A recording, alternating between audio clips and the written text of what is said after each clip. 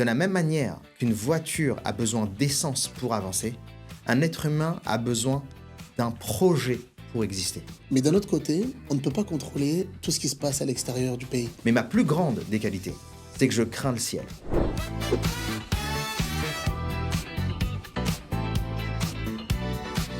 Bonjour à tous et bienvenue dans le Yinon Show. Aujourd'hui, j'ai reçu Moshe Nadjar, un écrivain, un ancien TikToker, coach de vie, professeur des écoles. Il est venu dans l'émission pour parler de son projet, un projet dingue, qui est de devenir président de la République. Dans cet épisode, nous allons donc parler de plusieurs sujets. L'éducation, l'engagement, la vie politique, en tant qu'entrepreneur, justement la vie sociale, tous ces sujets-là qui fait qu'un président de la République doit réunir. Donc on parle d'union, d'où le nom de son parti politique, Unité. Je vous en dis pas plus, bon visionnage. Mon cher, bienvenue dans le Yinon Show. Merci de m'accueillir. Avec plaisir. Écoute mon ami, on a hâte de savoir un petit peu ton évolution depuis qu'on se connaît. Ça fait après 5 ans qu'on se connaît. C'est vrai que ça fait beaucoup. Je t'ai connu en tant que TikToker, le mec qui perçait toute la plateforme, sur Musical.ly déjà. Et aujourd'hui, je t'accueille sous une autre posture. On va pas trop divulguer, hein, mais comment vas-tu depuis ? Grâce à Dieu, magnifique, tout top. Magnifique, super. On a la santé, c'est l'essentiel. Magnifique. Le reste, on travaille. C'est le plus important, n'est-ce pas ? La santé, c'est ce qu'on ne peut pas acheter. Exactement. La santé, on ne peut pas l'acheter. Et tant qu'il y a la santé, on peut tout faire derrière. Écoute, est-ce que tu pourrais raconter à nos chers amis qui tu es et quelle était ta posture avant d'être le Moshe que tu es aujourd'hui ? Waouh ! Donc, 8 avril 1982. Donc, je suis né à Sarcelles, de parents français qui sont... J'ai grandi en HLM au départ.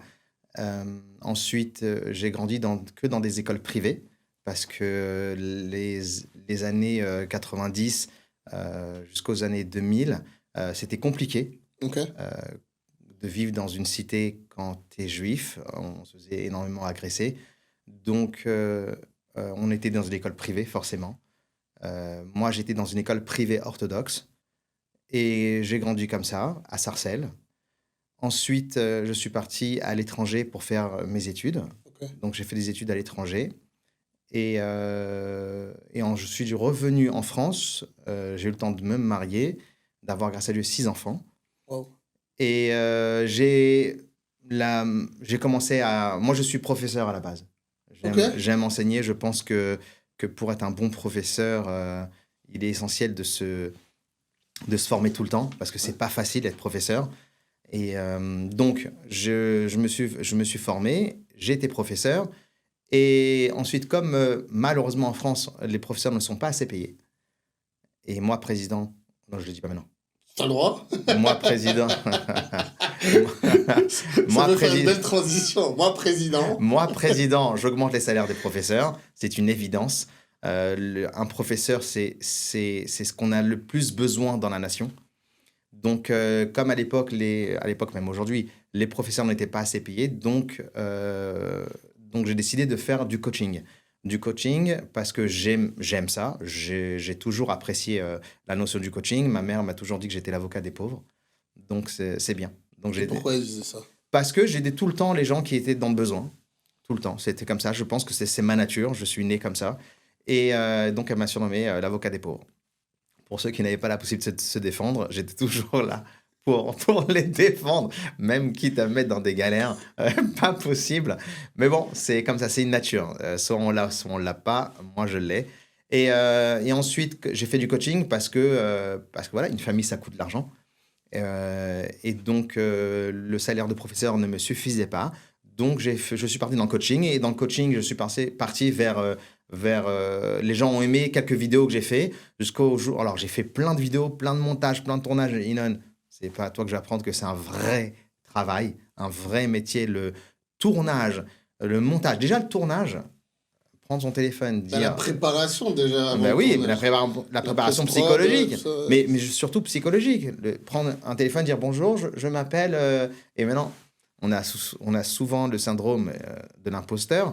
Parce qu'on se juge d'abord soi et après on va être jugé derrière. Exactement. Donc ça a pris du temps, le temps que j'ai pu faire ma première vidéo. Les gens ont apprécié jusqu'au jour où ça a percé. Puis bon, là, je suis devenu un peu TikToker.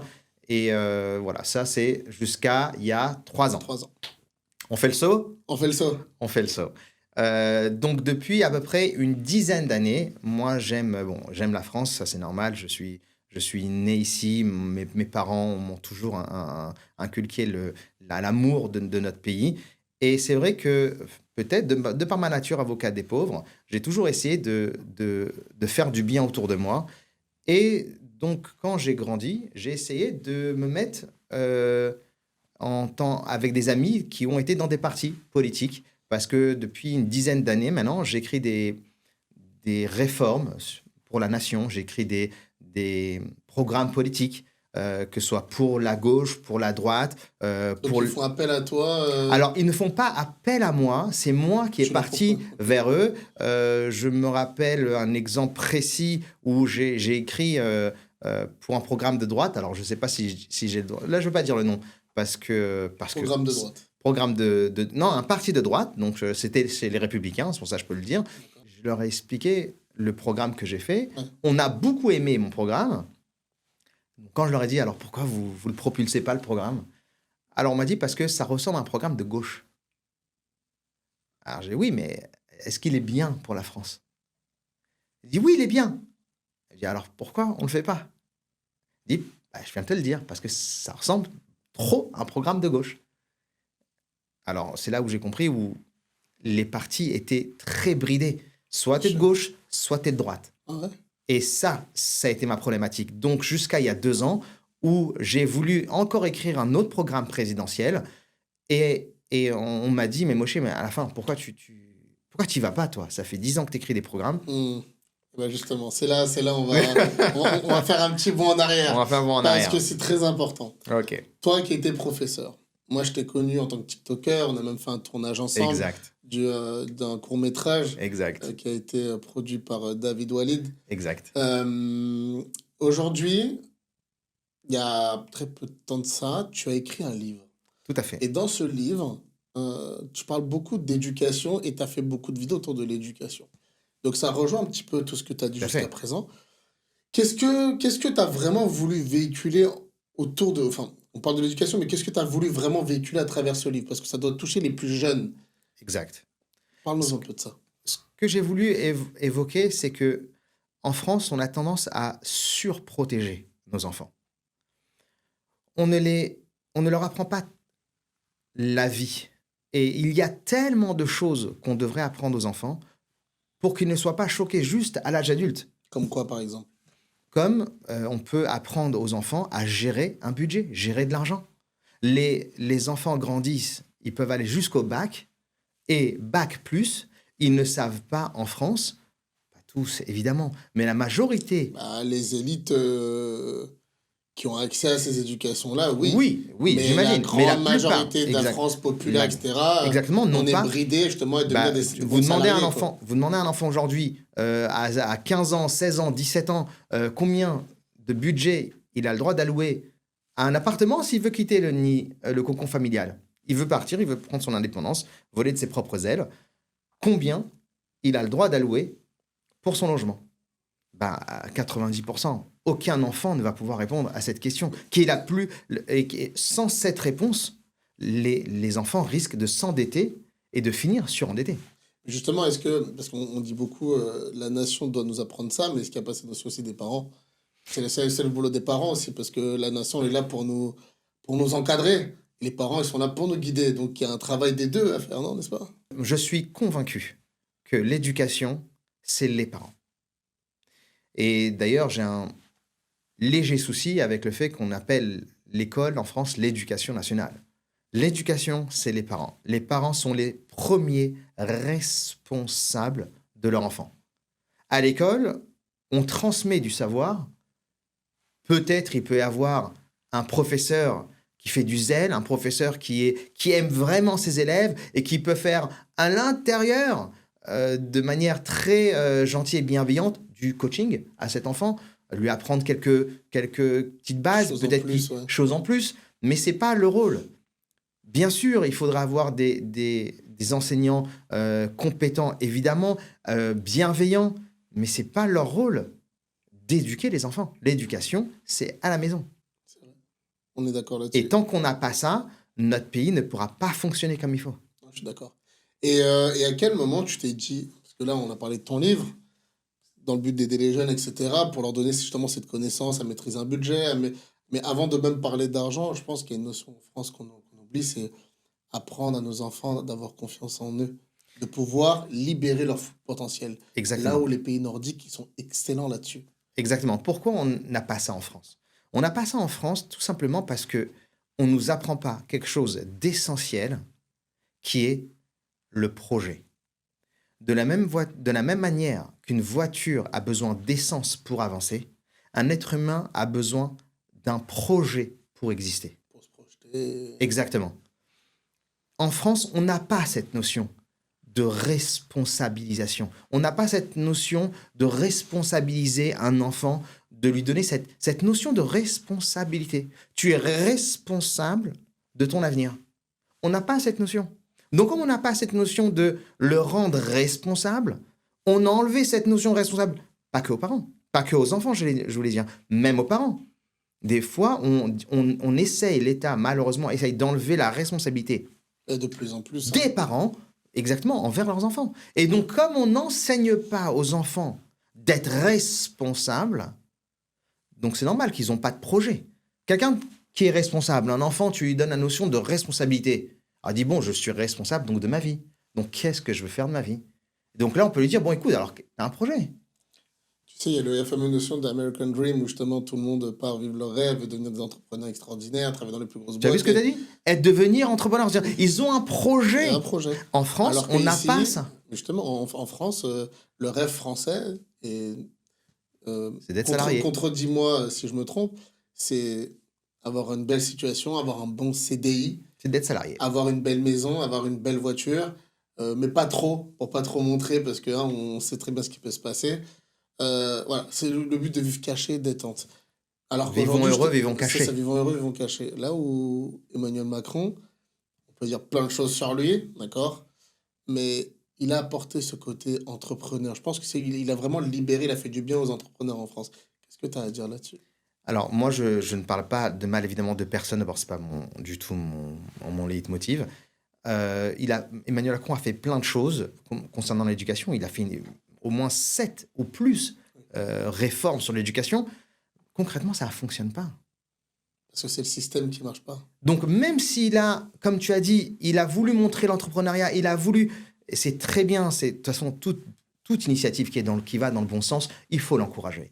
Donc, j'encourage tout le monde, et inclus notre président. Maintenant, pourquoi ça n'a pas marché? Parce que le système n'est pas adapté.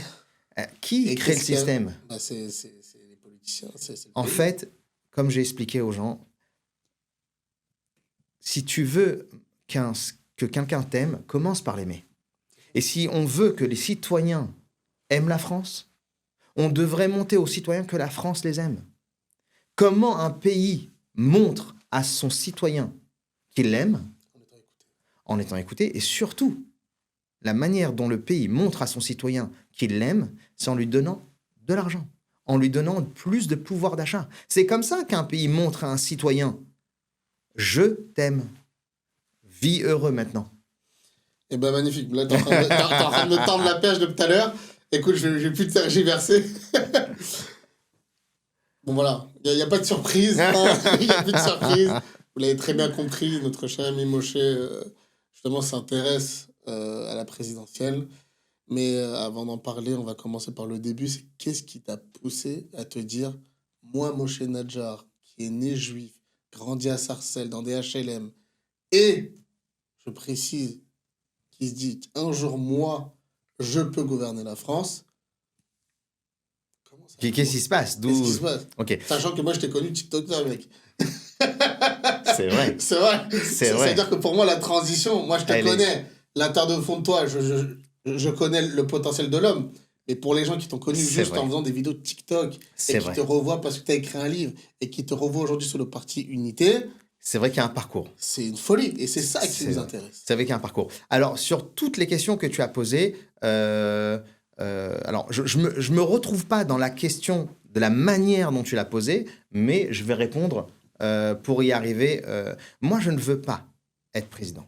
Je ne veux pas de ce poste. D'ailleurs, comme j'ai dit à plusieurs personnes qui m'ont interviewé, je ne suis pas celui qui va dire merci aux gens qui vont voter pour unité. On ne vote pas pour moi. Pour moi, c'est un sacrifice de devenir président. Je ne veux pas de ce poste. S'il y a quelqu'un de mieux que moi, avec plaisir, je lui donne mon programme et qu'il y aille. Et que grand bien lui fasse, s'il est mieux que moi, alors, il va réussir mieux que moi. Je ne veux pas de ce poste. Sitôt que je deviens président, je n'ai plus de vie privée. Ma femme n'aura plus de vie privée, mes enfants n'auront plus de vie privée. C'est un sacrifice, comme les renseignements généraux. Total. Comme les renseignements généraux le disent, c'est le sacrifice ultime. Comme chaque policier, chaque fonctionnaire d'État, quand tu portes l'uniforme, quand je dis fonctionnaire, c'est aussi les soldats, aussi à nos soldats, à nos policiers, à nos pompiers, tous ceux qui portent l'uniforme, sont prêts à faire ce sacrifice ultime de donner sa vie pour la nation. Et devenir président, c'est un sacrifice ultime. C'est la France qui doit me dire merci, que je me présente. Je ne suis pas comme, encore une fois, je parle mal de personne, mais quand j'ai écouté le président Nicolas Sarkozy dire « Merci les Français, vous m'avez fait tant d'honneur de m'avoir élu », je ne suis pas du tout dans ce registre. Je ne vais pas dire merci à personne. Si les gens veulent voter unité, c'est parce qu'ils croient au programme d'unité. C'est ton programme. C'est le programme qui est fait par quelqu'un qui a... Je suis le représentant, c'est vrai, du programme. Parce que j'ai travaillé, j'ai eu des épreuves dans ma vie. Et c'est ça. Alors, pourquoi moi, j'ai écrit un programme? Parce que ça fait 10 ans que je pousse les partis de droite comme de gauche. Et d'extrême gauche jusqu'à l'extrême droite, jusqu'à Marine Le Pen. J'ai écrit plusieurs programmes pour des partis politiques en leur disant « c'est bien pour la France ». Peut-être ça ressemble à quelque chose de gauche, mais peut-être ça ressemble aussi à quelque chose de droite. C'est équilibré. Donc, si c'est équilibré la France, pourquoi vous n'y allez pas? Donc, quand j'ai compris ça il y a 2 ans, je n'ai pas compris ça il y a 2 ans, mais ça m'a fait tilt. Et quelqu'un m'a dit, c'est vrai que, Moshe, pourquoi tu ne te présentes pas? Fais un programme pour toi. Et donc, j'ai commencé à écrire le programme.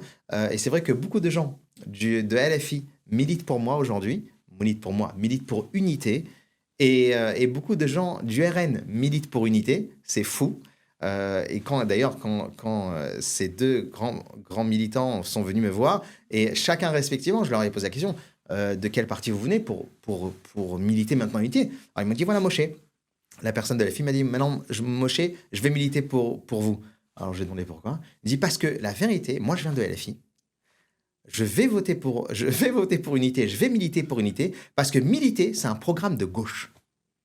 Et le RN, la même chose. Je vais militer pour unité, parce que unité, c'est un programme de droite. Donc, si les extrêmes... Donc, tu arrives à rassembler les deux, au final. Exactement. Si les extrêmes trouvent le programme de leur bord, c'est qu'il est équilibré.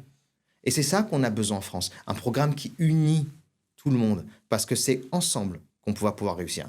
Et je pense que c'est ce que mes parents m'ont donné, je pense que c'est la mission que le Créateur du ciel et de la terre m'a donnée, de pouvoir unir. J'ai toujours été le personnage qui arrive à fédérer. Donc, voilà. Et comment tu vas... Je vais la poser autrement. Justement, si les deux partis arrivent à se retrouver en toi, normalement, les électeurs, ils choisissent un parti, d'accord? Aujourd'hui, les gens ne croient plus au programme de qui que ce soit. Ils suivent quelqu'un. C'est vrai. Un leader, un mentor, toutes ces choses-là.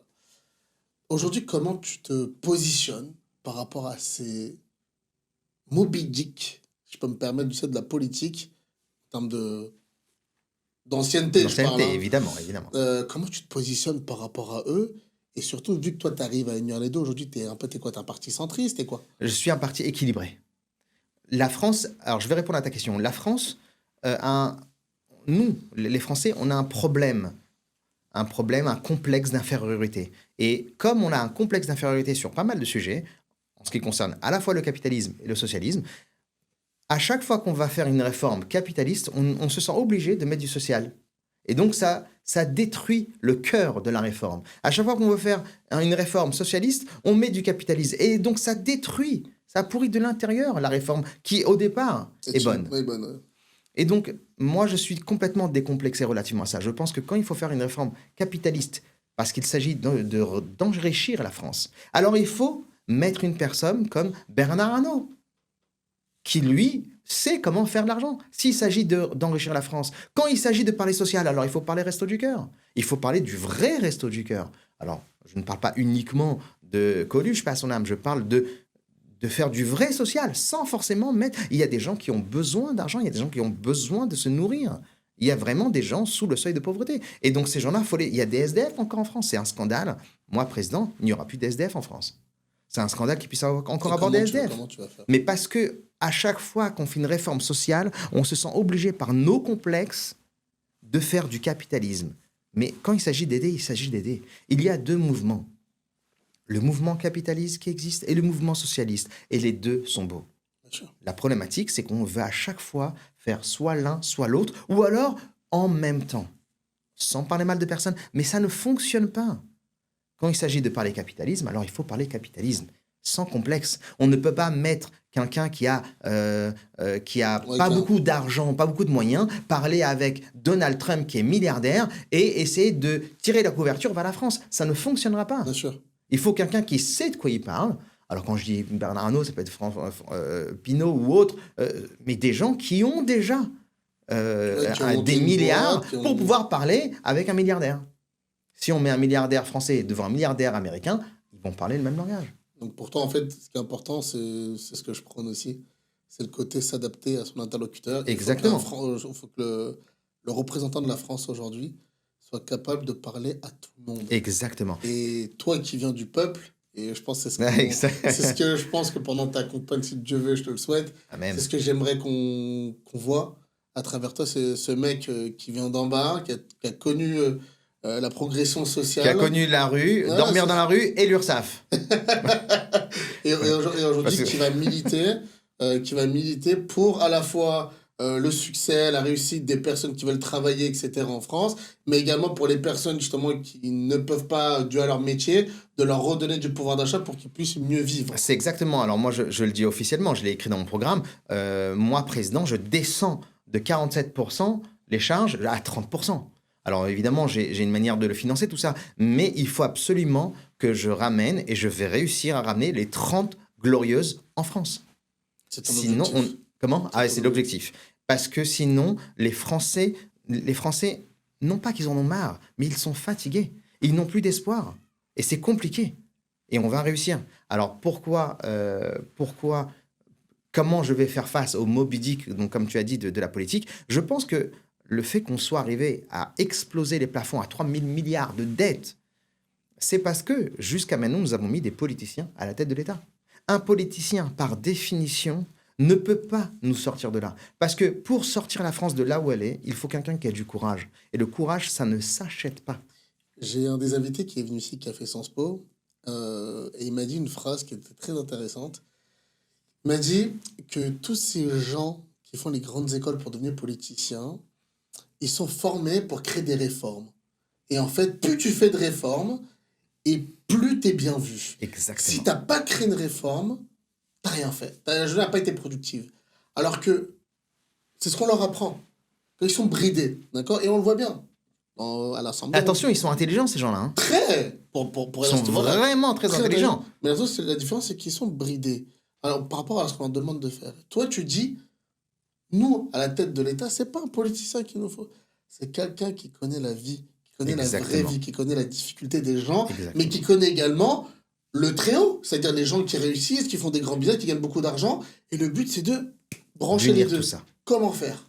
Alors, ce qui est important de mettre à la tête de l'État, c'est quelqu'un d'intelligent. Quelqu'un d'intelligent, ce n'est pas une personne qui sait tout. Quelqu'un d'intelligent, c'est une personne qui sait s'entourer de gens qui savent tout. Un politicien, quelqu'un qui vient de Polytechnique... Un leader. Exactement. Quelqu'un qui vient de Polytechnique apprend des choses, comme tu as dit, il est bridé, mais il apprend dans une école, il va se nourrir ensuite de l'argent public. Il n'a pas l'expérience de la vie. Et sans expérience de la vie, ce n'est que théorique. C'est la raison pour laquelle, avec un demi-siècle de politiciens au pouvoir, si ce sont vraiment des gens hyper intelligents, comment on arrive à avoir 3 000 milliards de dettes ? Parce que, tout simplement, ça ne fonctionne pas. Il faut l'expérience de la vie. Exactement, on ne fait que répéter la même chose. Mais ils ne sont pas faits pour ça. Les politiciens ne sont pas faits pour gérer un État. Les politiciens sont faits pour écouter les ordres d'un leader qui lui connaît la vie, pour essayer de gérer ensuite des réformes pour faire ce que le gars à la tête de l'État a comme vision. Les leaders aujourd'hui que nous avons, les politiciens, n'ont pas de vision. Il faut une vision à 100 ans. Aujourd'hui, quand tu changes de quinquennat tous les 5 ans, la personne, elle cherche à se faire réélire. Et donc, elle a une vision à 2 ans. Bah, il est là le problème. Le roi du Maroc a une vision sur 100 ans. Parce qu'il veut léguer un vrai pays pour son fils. Il veut pas l'anarchie. Alors, comment on fait, nous, en France, vu qu'on a un quinquennat? Il faut une personne qui n'en fait pas un métier. Quand tu fais un métier politicien, exactement, pas un métier, un projet. Et c'est pour ça que moi, je dis, je ne veux pas de ce poste. Et je ne le veux vraiment pas. Mais aujourd'hui, je le fais parce que la France a besoin de ça. Tu nous as dit au début de l'émission que tu écrivais beaucoup de programmes pour les politiciens. Exact. Il n'y en a pas un qui s'est dit allez, vas-y, il est super ton programme, je le prends. Si. Ah, ok. Est-ce qu'on a le droit de dire qui est cette personne? Non. Alors, pourquoi je dis? Parce que d'abord, il a voulu. Ok. Mais il s'est heurté à une personne qu'on connaît, que je ne vais pas forcer, évidemment, on ne veut pas dire le nom, qui lui a dit non, le parti n'acceptera jamais. Parce que ça sort de leur ligne.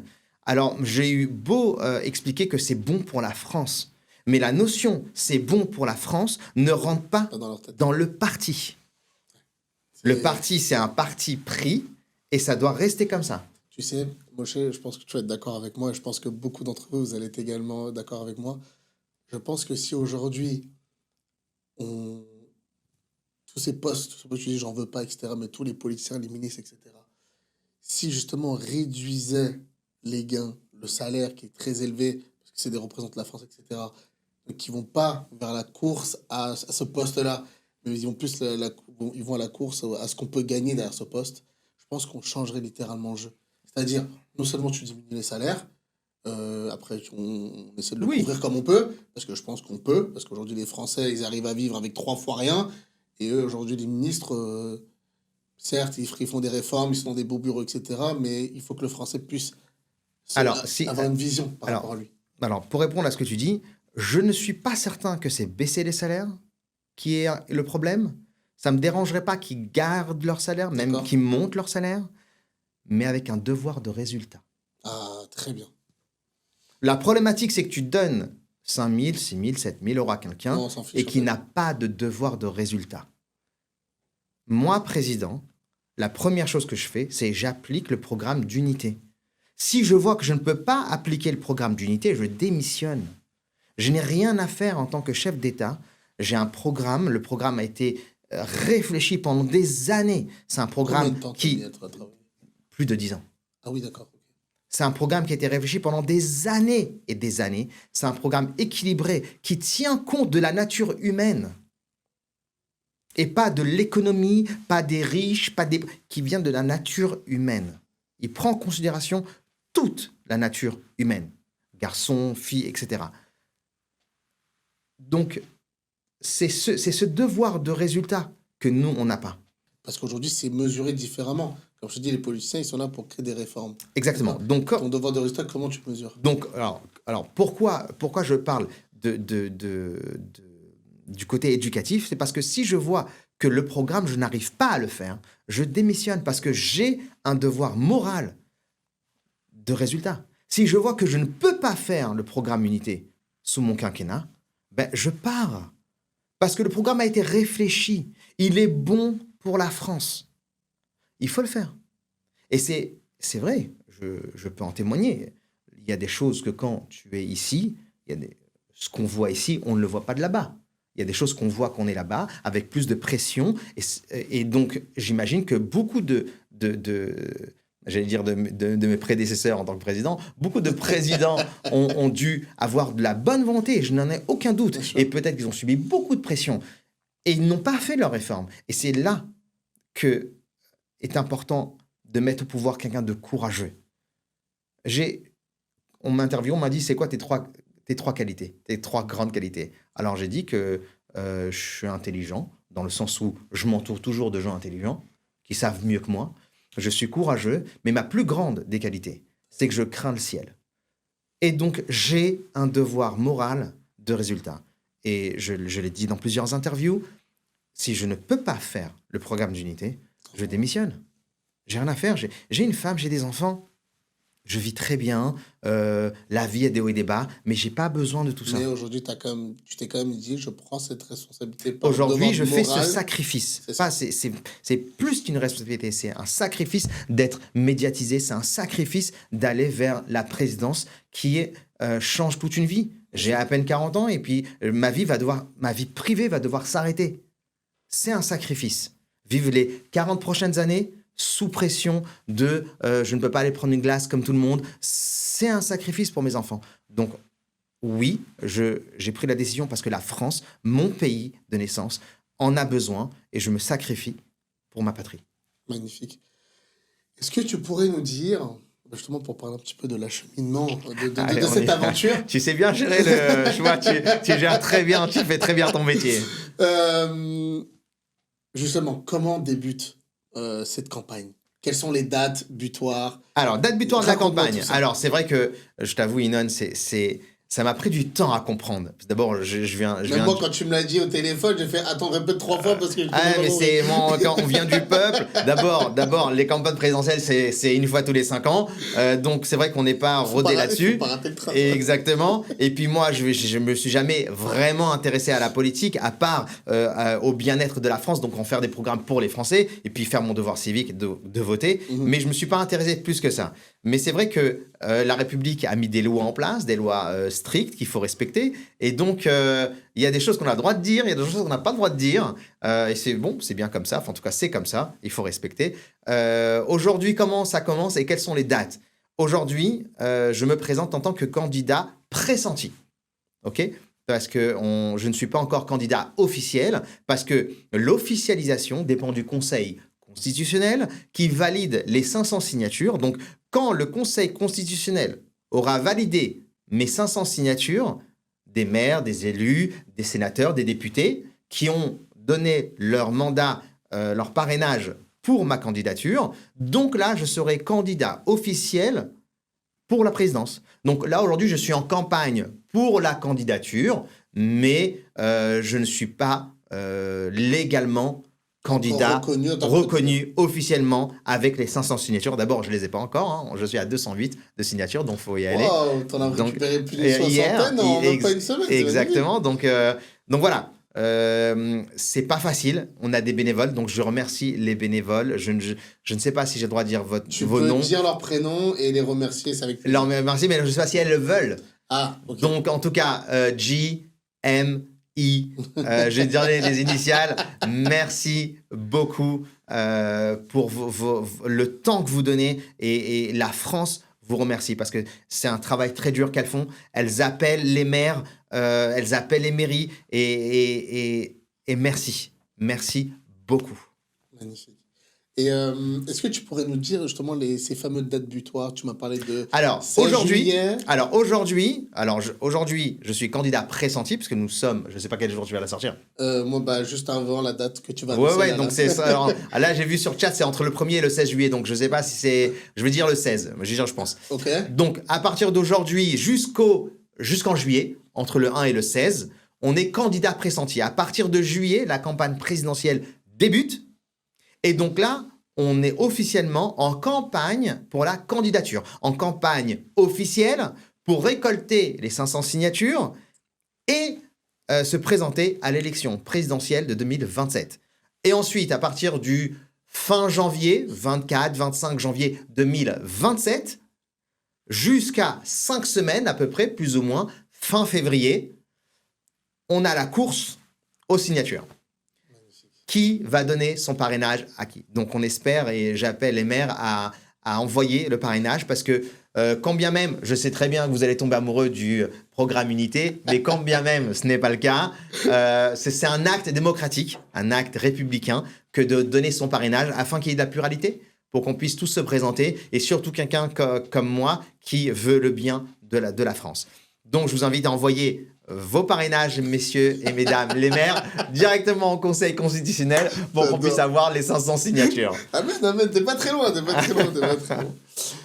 Ok, c'est bon tout ça. Que des belles choses à en devenir pour notre cher Moshe. Parfait. Peut-être futur président, on ne sait pas. En tout cas, on Amen. le souhaite. Quelles sont les réponses que tu vas donner à ces fameuses questions de et pourquoi on va voter pour un TikToker? Ah, encore un candidat buzz. Encore un mec qui sort de nulle part et qui a un très beau programme et qui nous dit bah, tiens, j'ai fait des programmes pour la gauche, pour la droite. Et il n'y en a aucun qui a voulu prendre la responsabilité de prendre mon programme. Et il dit en plus que s'il y a quelqu'un de meilleur, je veux pas de ce poste. Mais par contre, il se lève tous les matins à 4 h du matin à faire des stories. Ça fait 4 ans qu'il fait ça, sans relâche. Et il dit pour dire à la fin, mais s'il y a quelqu'un de mieux, vas-y, fais-le. C'est c'est vrai. Alors, pourquoi moi? Parce que, encore une fois, je ne veux pas de ce poste. Mais la France a besoin de quelqu'un de courageux. Et le courage, ça ne s'achète pas, Inon. Tu le sais mieux que tout le monde. On ne peut pas acheter le courage. Le courage, ça se forge. Et tu ne peux pas être courageux quand tu es nourri de l'argent public. Quelqu'un qui a la sécurité de l'emploi ne sait pas ce que c'est Prendre des risques. le courage et le risque. Et c'est par définition qu'on ne peut pas mettre un politicien à la tête de l'État. À la tête de l'État, il faut quelqu'un de courageux. Et par définition, ce n'est pas un politicien. Donc, il faut quelqu'un du peuple. Quelqu'un qui a vécu, quelqu'un qui a Donc, dormi dans la rue. Tu te considères pas comme quelqu'un qui est là pour faire le buzz ou quoi que ce soit Non, le buzz, je l'ai fait dans mes années TikTok.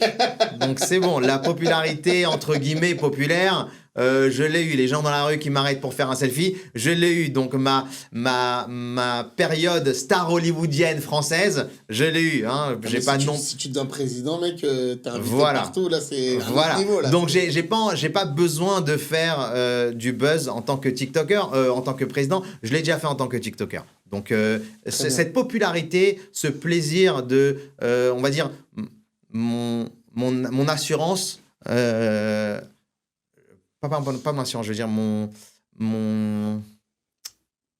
ego est déjà rassasié là-dessus. Donc, je fais pas la présidence pour ça. Très bien. Nous avons M. Mélenchon qui a annoncé officiellement sa candidature il y a une semaine. Et tu m'as dit qu'il y avait un ordre à respecter. Comment c'est ça que lui, il a pu déjà annoncer sa candidature et toi, tu peux pas, par exemple? Alors, comme je l'ai expliqué tout à l'heure, ce sont des lois de la République. Il a annoncé sa candidature de la manière dont il a fait, peu importe est-ce qu'il tombe sous le coup de la loi ou pas. En tout cas, il est candidat pressenti, comme tout le monde. Il ne sera candidat officiel s'il arrive à voir... Tu m'avais dit qu'on peut pas dire n'importe quoi, justement. Alors, pourquoi? Alors, peut-être que c'est moi qui me suis trompé. C'est aussi possible. Okay. Mais il est candidat pressenti. Okay. Il n'est pas candidat officiel parce qu'il lui faut les 500 signatures comme tout le monde. Ouais, c'est ça. Écoute, là, on va passer un petit peu... on va débattre un petit peu sur des phrases chocs. Des phrases chocs. Qu'on a pu relever ces de Mélenchon. on va pas trop lui donner d'importance. Alors, sache que Mélenchon, Marine Le Pen, ainsi que d'autres... tous les potentiels candidats. Non, pas seulement tous les potentiels candidats, mais tous les représentants de partis seront dans mon conseiller personnel à l'Élysée. Ok. De Mélenchon à Marine Le Pen, ils seront tous présents et je ferai mon conseil privé, mon conseil personnel à l'Élysée de Mélenchon à Marine Le Pen. Tout le monde sera présent parce que j'ai besoin, en tant que président, d'entendre la voix de tous les Français. C'est important que les Français puissent se dire, tous les jours, il y a quelqu'un à l'Élysée qui nous entend et qui parle au président. C'est très important pour moi que les Français sachent qu'on les écoute. Pas qu'on fasse des référendums, mais qu'on ne les écoute pas du tout. J'ai besoin que le Français se sente bien chez lui. Très bien. Bah, ça tombe bien, tu me parles d'une fameuse table ronde et tu vois, j'ai essayé de m'imaginer cette fameuse table. Comment tu vas faire pour converger à la fois les idées d'un certain monsieur Mélenchon qui, tout son programme parle pour les gens pauvres, mais également toute sa propagande et tout ce qui est fait autour depuis ces derniers temps, il est contre Israël, il est pro-palestinien, et t'as Bardella derrière avec Marine Le Pen, justement, qui sont, je vais pas dire pro-israéliens, mais qui défendent les Juifs en France, et c'est très important. Quelle est ta posture, toi, aujourd'hui, en tant que Français, issu de l'immigration, et tout ce que tu portes en toi?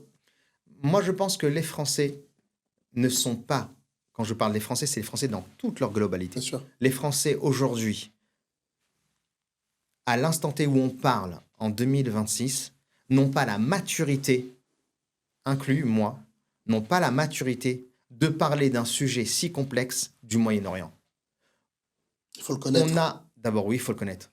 On a des gangs en France. On a des gens armés en France. On a des mineurs qui tuent des majeurs. On a de la drogue à n'en plus finir. On a du marché noir. On a des ventes d'armes. On a des enfants qui se tuent. On a des enfants qui poignardent d'autres enfants. On a des enfants qui poignardent des étudiants. On parle de mettre des portiques à l'école. Je ne parle même pas de ce qui se passe dans les caves avec tout le côté pas pudique des choses. Et nous, on veut régler le problème au Moyen-Orient. Et nous, on veut régler le problème en Ukraine avec Poutine et Vladimir. On n'est pas mature pour entendre et résoudre des problèmes. Ailleurs. On a parlé, exactement ailleurs, on a parlé de l'éducation.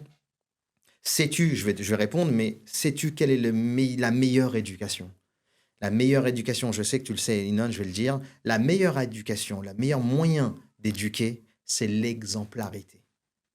On n'a pas besoin de dire à un enfant, fais bisous à maman. Ouais. Va faire bisous toi, maman. Tu verras qui va te suivre. L'exemplarité. Si nous ne sommes pas exemplaires, à quel moment on peut être le phare de quelqu'un d'autre? Mon fameux motto, lead by example. Simple as that. Exactement. Est-ce que j'ai répondu à ta question? Oui, tu as répondu à ma question. Et de manière très... Très philosophique. T'es déjà en ton rôle, c'est ça que j'aime bien. Justement, on a parlé de Mélenchon. Maintenant, on va parler un petit peu du côté Bardella, avec Marine Le Pen, etc.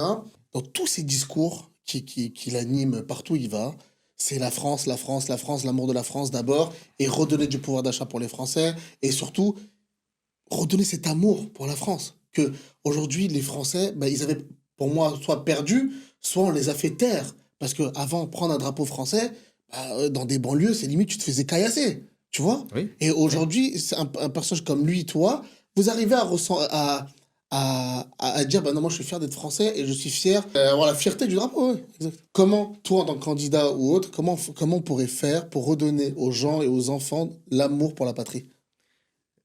C'est une très bonne question. Comment remettre la France au milieu du village? C'est simple. On a tendance à croire que c'est compliqué. Alors, je ne dis pas que c'est facile, je dis que c'est simple. Pour remettre l'amour de la France aux Français, il faut remettre le bon sens au milieu du village. Non pas l'église au milieu du village, mais le bon sens au milieu du village. À partir du moment où tu remets le bon sens au milieu du village et tu montres aux citoyens que la France les aime, d'abord que la France montre aux citoyens qu'elle les aime, comme on l'a dit tout à l'heure, avec le pouvoir d'achat, et remettre les choses au milieu du village, le bon sens au milieu du village, ça se fait automatiquement, Inon. Moi, je suis d'accord. On ne se bat pas contre l'obscurité. On ne se bat pas contre l'obscurité avec des bâtons et des cailloux. On met une lumière et l'obscurité s'en va d'elle-même. Je suis d'accord. Aujourd'hui, tu vois, tu as dit qu'on doit donner plus de pouvoir d'achat. Je suis totalement d'accord avec toi. On sait que les entreprises ont payé énormément de taxes. On doit redonner le pouvoir aux entreprises pour qu'ils puissent mieux payer ses collaborateurs, d'accord? Mais d'un autre côté, on ne peut pas contrôler tout ce qui se passe à l'extérieur du pays. Parce que je dis par exemple, on est très, très contributaire du pétrole venant du Moyen-Orient. Donc dès qu'il y a un problème là-bas, donc forcément ça a un impact ici. Donc comment on pourrait faire? À la fois, réglons d'abord les problèmes en interne, c'est ce que j'ai cru comprendre. Et ensuite, on verra ce qu'on fait à l'extérieur. Alors, c'est pas uniquement réglons les problèmes en interne et on ne se préoccupe plus de ce qui se passe à l'extérieur du monde, à l'extérieur du pays, donc dans le monde. Il faut savoir que la France est un grand pays, un pays fort. Moi, je pense que la France est le plus beau pays et les Français sont les plus forts. Et on a des réserves. Nous avons des réserves. Donc, même si on a un vrai problème avec l'extérieur de la France, on peut avoir concrètement un timing, un laps de temps où on peut s'en sortir le temps que les problèmes se règlent. Et ça, c'est le rôle du pays, c'est le rôle de l'État de mettre en sécurité les Français. Et ça, on peut le faire. Là, en l'occurrence, avec ce qui s'est passé, on a cru comprendre qu'on avait à peine 6 semaines de carburant. C'est exactement ça. Pourquoi on a un politicien à la tête du pays, sans dire du mal de personne, parce que ça fait 50 ans, c'est pas aujourd'hui. Tout ça. Exactement. Parce que lui, il n'a pas forcément un problème.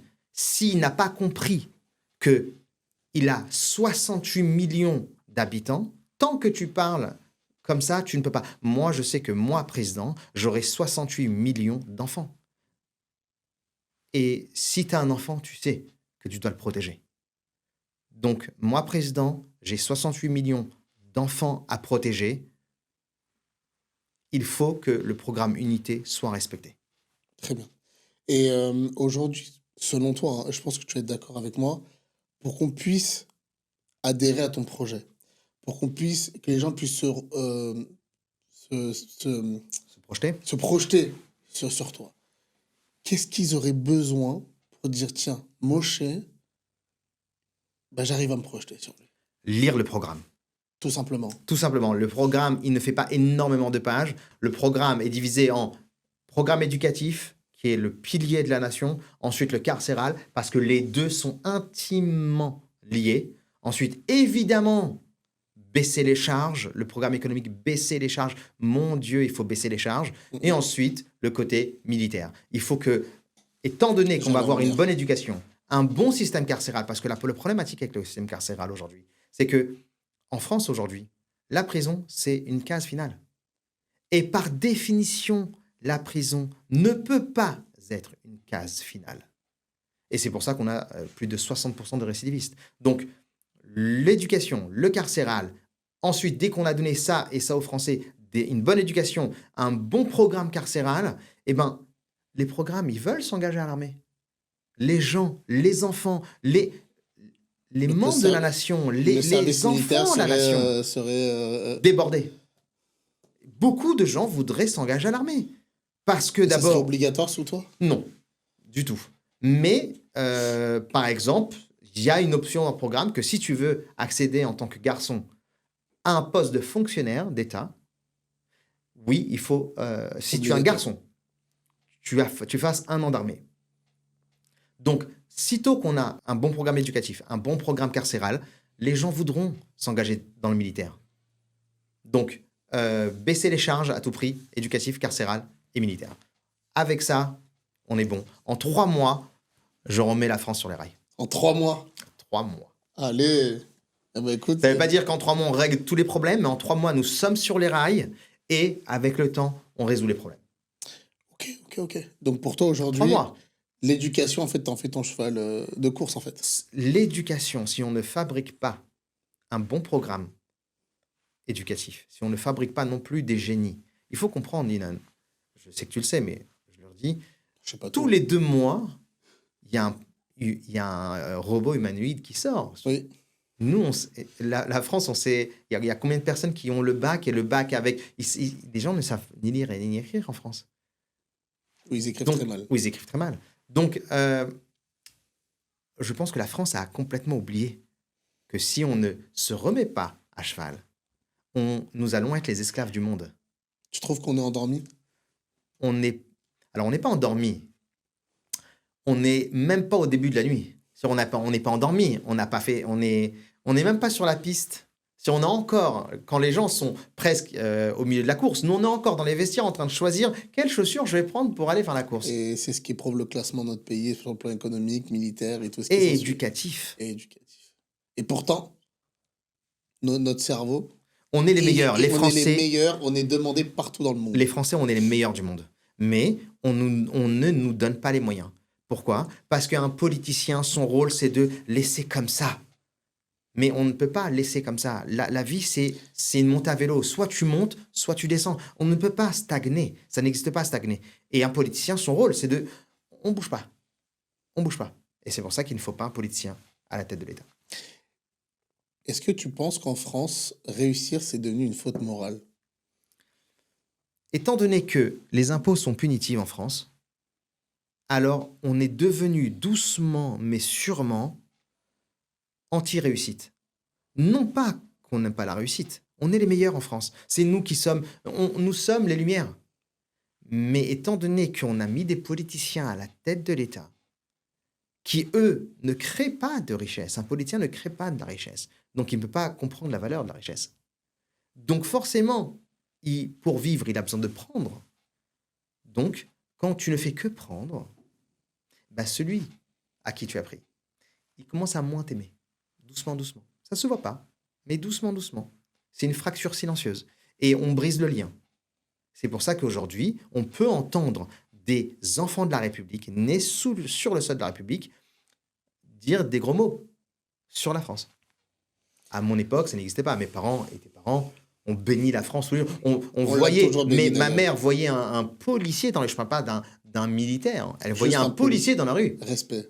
Mais respect, va lui dire bonjour, bonjour, bonsoir. Est-ce qu'il a besoin d'un café? Est-ce qu'il a besoin de quelque chose? Ouais. Un représentant de l'État, c'était Mais magnifique. aujourd'hui, il y a des endroits en France Ils peuvent où même quand pas. un pompier passe, il représente pas non plus le gouvernement dans le sens le plus, il représente la vie. Quand il vient dans un endroit, il peut se faire caresser, mais ça n'existe pas. Enfin, il se fait caresser aujourd'hui. C'est le problème. Moi, j'aime pas dire ça, mais moi qui ai connu l'ascenseur social et qui ai grandi dans des quartiers défavorisés, je vois des situations qui n'ont pas changé, qui n'ont fait qu'empirer. Et comme tu dis, quand on a cette politique, entre guillemets, aujourd'hui de gauche, justement, qui donne beaucoup, beaucoup, mais derrière, quand tu prends, De mais derrière, voir de résultats. mais oui, Quand l'être humain n'aime pas le gratuit, enfin si, l'être humain adore le gratuit. non, il méprise le gratuit. Parce qu'il a du gratuit, à la fin, il méprise la personne qui lui a donné du gratuit. Je vais te donner un exemple tout de suite. On va faire un test. On va au resto, je t'invite. Ouais. La première fois, tu vas dire, ah, merci. Enfin, La deuxième fois, allez, je t'invite. Bon, bizarre, tu dis rien. La troisième fois, tu vas sortir ton... Non, je t'invite. Tu vas me dire, qu'est-ce que tu vas me dire? Moi, dès la première fois, je te dis déjà. Déjà. Déjà. Donc, mais pourquoi? C'est gratuit. Ouais, mais Pourquoi parce t'aimes que pas c'est le la gratuit? mentalité. L'être humain ne supporte pas qu'on lui donne toujours. Il va dire, hé, je ne vaux rien pour que tu me donnes tout le temps. Même n'importe quel être humain, il veut pouvoir redonner. Et là, en Parce- France, on interdit, entre guillemets, aux gens à qui on leur donne de redonner à la France. Et c'est pas quand tu aimes que tu donnes, c'est quand tu donnes que tu aimes. Alors, je suis partiellement d'accord avec toi. Je crois que c'est peut-être la première fois que je suis partiellement Allez. d'accord avec toi. Pourquoi? Parce que moi, je connais beaucoup de gens, et surtout dans les villes où le taux de pauvreté est énorme, mais surtout le taux de chômage est énorme, et tu vois qu'il n'y a rien qui se passe. Et il y a des gens aujourd'hui, et beaucoup de Français l'entendent, qui disent « Ah, moi, je préfère rester au chômage. Qu'est-ce que tu as que j'aille m'emmerder d'aller au travail pour gagner 50 balles de plus ?» Ce qui en soi, pas faux. C'est Ce qui en totalement soi, pas vrai. faux. Ce qui en soi, pas faux. Mais il y a des gens, et je pense que peut-être que moi, comme j'ai connu ce monde-là avant, donc je peux témoigner, il y a des gens, ça leur dérange pas que tu payes tout le temps. Hein.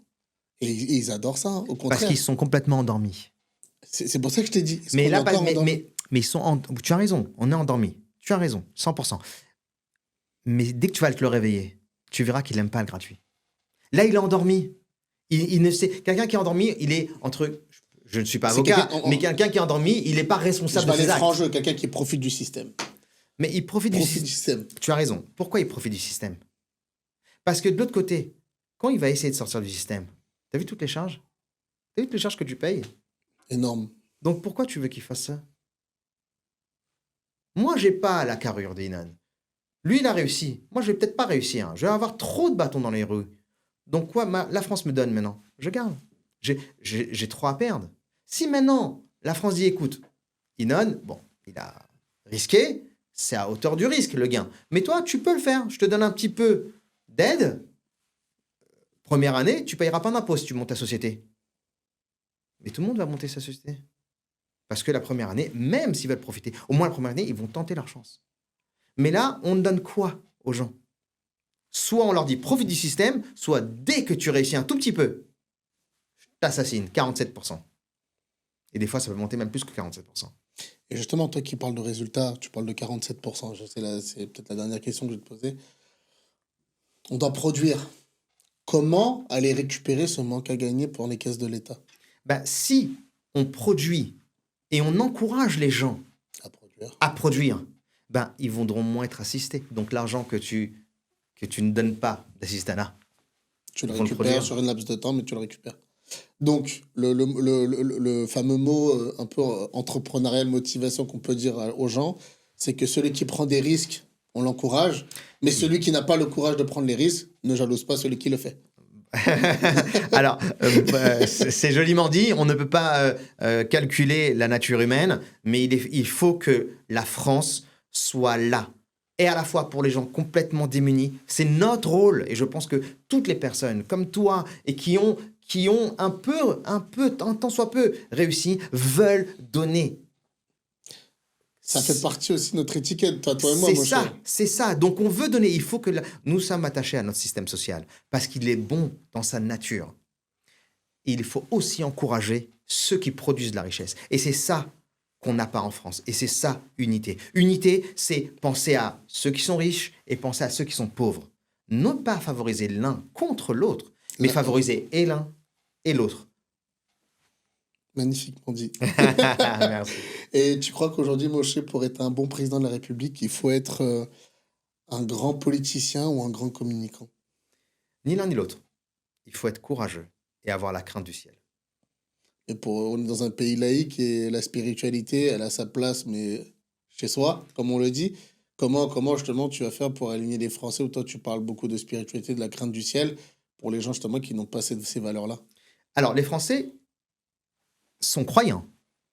La laïcité, ce n'est pas contre Dieu. Non. La laïcité, c'est contre l'implication de l'État dans mes affaires personnelles.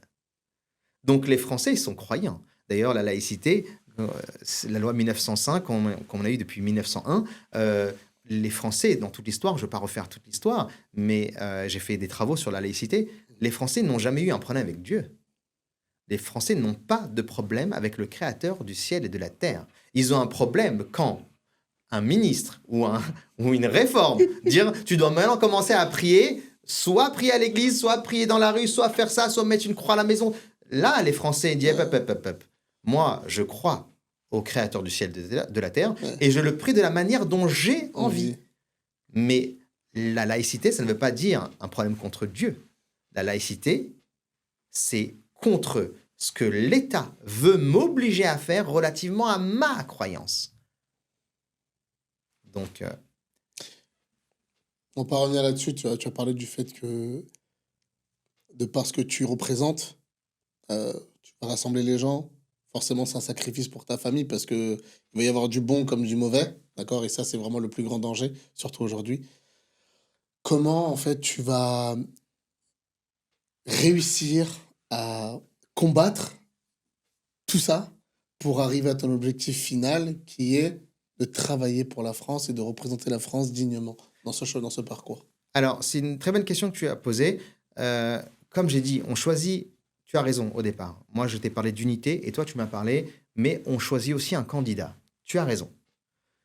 Mais comment choisir un candidat? On choisit un candidat avec ce qu'il est aujourd'hui. Non pas ce qu'il te promet qu'il va être, mais ce qu'il est aujourd'hui.